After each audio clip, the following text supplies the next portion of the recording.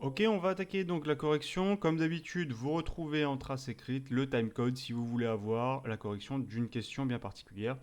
En n'oubliant pas la trace écrite, bien évidemment, à la fin. Alors, on est parti. Alors, quelle est la composition de la molécule d'eau? Bon, bah là, ça devrait être simple, vu que le doc 1 et le doc 2 vous parlent de la molécule d'eau. La molécule d'eau, c'est ça. L'année dernière, on le représentait avec des petits triangles. La vraie réalité, c'est que la molécule d'eau est constituée de plusieurs atomes. Et c'est ici.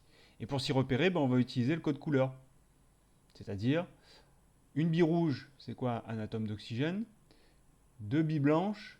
Les billes blanches, c'est quoi? C'est l'atome d'hydrogène. D'accord? Donc, hop là. Ici, la molécule d'eau est constituée. Donc, la molécule d'eau est, constituée d'un atome d'oxygène, ça correspond à la bille rouge, d'accord? Ça, je ne l'ai pas inventé, c'est dans le tableau. Un atome d'oxygène et deux atomes d'hydrogène. Ok, ça, tout ça collé ensemble, ça forme la molécule d'eau. Deuxième question. Alors, quel est le symbole chimique des atomes d'oxygène, d'azote et de carbone? Donc, le symbole, ça correspond à la lettre qu'on a associée. On a vu ça avec le tableau périodique. Pareil, les informations vont se trouver ici. D'accord? Vous avez en gros, en fait, le tableau qui est là résume quasiment tout ce que vous avez besoin de savoir concernant les atomes et ensuite comment on va les utiliser avec le modèle moléculaire. Donc le carbone, bon, bah, c'est simple, la lettre associée, c'est C, c'est son symbole chimique. Pour ce qui est de l'oxygène, c'est facile, c'est O. Et pour ce qui est de l'azote, son symbole chimique, c'est N. Pour rappel, hein, N, nitrogène, parce que ça vient de l'anglais à la base. Et azote, en anglais, ça se dit nitrogène. D'accord? Et comment on va les représenter? Comment on va représenter ces atomes-là? On a deux méthodes. On les représente soit donc avec leur symbole chimique, d'accord? Soit avec les petites billes de couleur. Et chaque atome a sa propre couleur. Ça permet en fait un peu de les repérer dans une molécule. Et de savoir en fait, dans la molécule que j'ai, il y a quoi à l'intérieur, quoi. D'accord? Donc, on les représente avec des billes de couleur ou en utilisant leur symbole chimique, c'est-à-dire la lettre qui est associée. Si je vous dis, voilà, N, vous savez que je parle de l'atome d'azote. Je ne l'ai pas inventé, il est là. Si je vous dis H, vous savez que je parle de l'atome d'hydrogène. D'accord? Troisième question. Alors, on copie et complète le tableau ci-dessous. Donc, comme je dis, pour chaque molécule, on va avoir quatre informations. Le nom de la molécule, la représentation avec les bits de couleur, la formule et la composition atomique. C'est-à-dire, il y a quoi comme atome à l'intérieur. Pour rappel, hein, je reprends. Dioxygène, il y a deux billes rouges. Une bille rouge, c'est un atome d'oxygène. Donc, la formule, c'est O, là. Et il y en a combien? Il y en a deux. Donc, il y a deux atomes d'oxygène à l'intérieur. On fait la même chose pour le diazote. Pardon. Le diazote, il y a deux billes bleues. Deux billes bleues, ça correspond... Alors, une bille bleue, ça correspond à un atome d'azote. Donc, je vais commencer par là, deux atomes d'azote. Ça, c'est la composition, c'est-à-dire il y a quoi comme atome à l'intérieur. Donc, comment je vais représenter ça? Donc, un atome d'azote, c'est N. Et il y en a combien? Il y en a deux. Sauf que, faites attention, la quantité d'atomes, on le met en indice, c'est-à-dire en petit, en bas. Donc, ça veut dire qu'il faut que je le baisse. D'accord? Donc voilà, pour le diazote, sa formule, ça va être N2 parce qu'il y a deux atomes d'azote à l'intérieur. On fait la même chose ensuite dessous. H2. H, c'est quoi? C'est l'hydrogène. Il y en a combien? Il y en a deux. Je vais commencer par la composition pour qu'on puisse faire un point. Donc deux atomes d'hydrogène. L'hydrogène, c'est H. Il y en a deux, H2. D'accord? Comment on va représenter ça? Ben, on va représenter ça avec des billes de quelle couleur? De couleur blanche. Donc en fait, hop, hop, je vais représenter ça.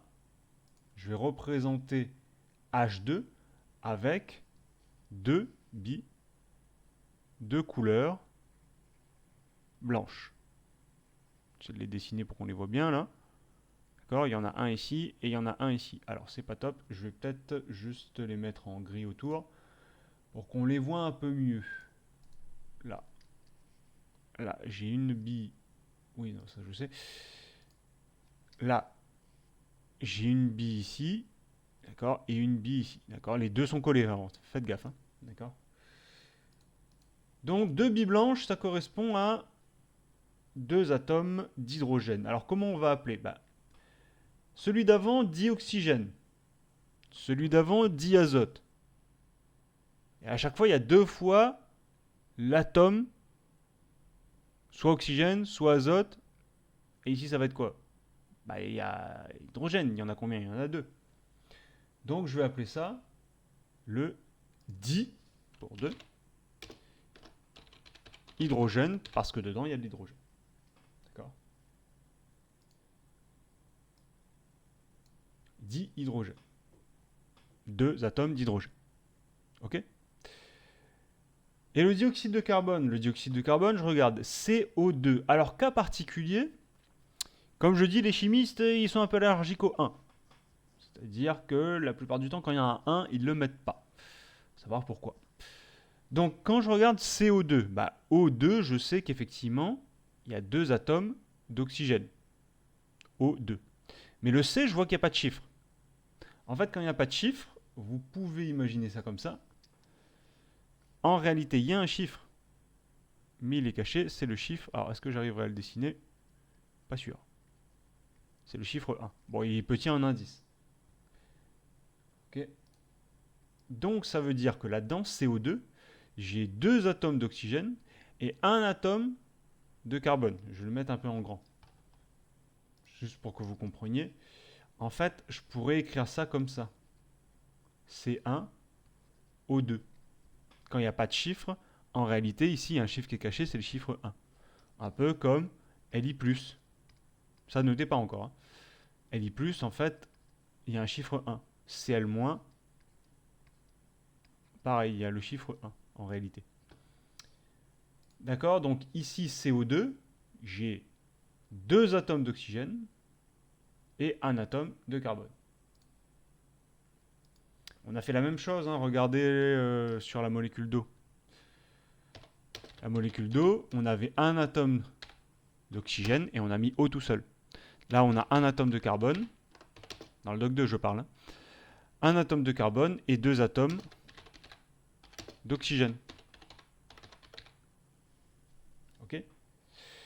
Bah, ça va donner quoi, ça, comme représentation? Alors, le carbone, on le représente comment? On le représente avec une sphère noire. Donc, ça veut dire que, ici, là, je vais avoir une sphère noire. D'accord? Une sphère noire connectée à quoi? À deux atomes d'oxygène. Donc, connectée à deux billes rouges. Tac, tac, tac. Donc, ma sphère noire, mon atome de carbone, est connecté à deux sphères. Je vais y arriver, voilà. À deux sphères. Je vais y arriver, excusez-moi. Je vais retirer cette souris, tant pis. Connecté à deux sphères rouges. Alors, je vais être obligé, désolé, hein, la tablette qui déconne. À deux sphères rouges. Et donc ça, c'est la molécule du dioxyde de carbone, c'est-à-dire la molécule de CO2. D'accord?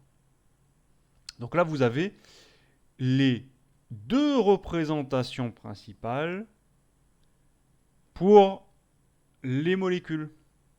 Pour savoir en fait ce qu'il y a dedans. Parce que savoir qu'une molécule est constituée d'atomes, c'est bien. Savoir quel atome il y a à l'intérieur, c'est mieux. Parce que c'est ça qui va dicter en fait le comportement chimique. D'accord? Donc, on transite sur la question 4. Donc ça, c'est le tableau. Hein. Question 4. Alors, de quoi est composée une molécule et comment la modélise-t-on? Une molécule, comme je vous ai dit, c'est plusieurs atomes qui sont collés les uns aux autres. D'accord? Donc, les molécules sont constituées d'atomes. Ok? Et on les représente. Donc, les deux représentations principales pour comprendre en fait ce qu'il y a à l'intérieur de chaque molécule. Donc, on les représente avec des bits couleurs ou leur formule. C'est-à-dire, les bits couleurs, rouge pour oxygène, 2 atomes d'oxygène, c'est 2 bits rouges collés ensemble. Et la formule, O2, N2, H2, CH4, H2O, et ainsi de suite. D'accord? Donc ça, c'est les deux méthodes pour représenter les molécules. Et avec ces deux méthodes-là, c'est ces deux méthodes-là qu'on va utiliser pour essayer de comprendre un peu plus la matière. Et surtout, on parlera après des transformations chimiques. D'accord? Donc, ce qu'il faut retenir à la suite. Donc, vous notez ça dans le cahier, d'accord? N'oubliez pas parce qu'on va enchaîner. On va enchaîner très très vite pour ce qui va nous rester là. Donc, la molécule est constituée de plusieurs atomes liés entre eux par des liaisons chimiques qui sont connectés entre eux, d'accord? Et ce qu'on va appeler, ce qui les lie, la colle en fait, ce qu'on va appeler une liaison chimique, d'accord? Et donc, deux méthodes de représentation. Soit on représente les molécules grâce aux sphères de couleur, ou soit on va utiliser leur formule. D'accord? Donc là, je vais essayer de vous remettre là, les sphères de couleur. Vous pourrez regarder un peu avant dans la vidéo pour avoir le code couleur. Il n'est pas à connaître par cœur, on vous le donne. D'accord? Donc 2 atomes d'oxygène, ça va être 2. J'ai quoi dedans? Pour les refaire rapidement, j'ai 2 billes de couleur rouge qui sont collées ensemble. CO2, j'ai une bille de couleur noire, c'est l'atome de carbone. 2 billes rouges pour les atomes d'oxygène. D'accord? Le dihydrogène, je vais avoir un atome d'oxygène, il est rouge, c'est ça, qui est collé à 2 billes blanches. Alors les billes blanches, je vais être un peu embêté pour les représenter là. Je vais juste peut-être mettre les couleurs ici pour qu'on puisse comprendre. Hop là.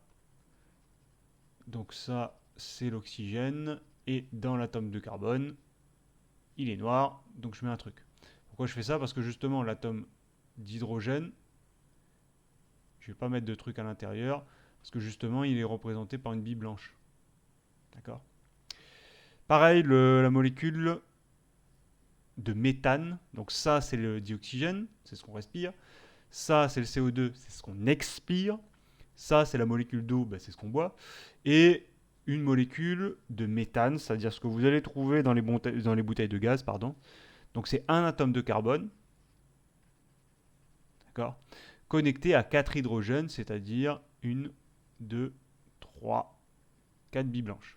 D'accord? Je vous conseille de les représenter, un peu mieux avec mon dessin, pour que vous puissiez comprendre les deux méthodes de représentation. Donc soit avec les formules, H2O, CH4, CH8O2 et ainsi de suite, il y en a plein.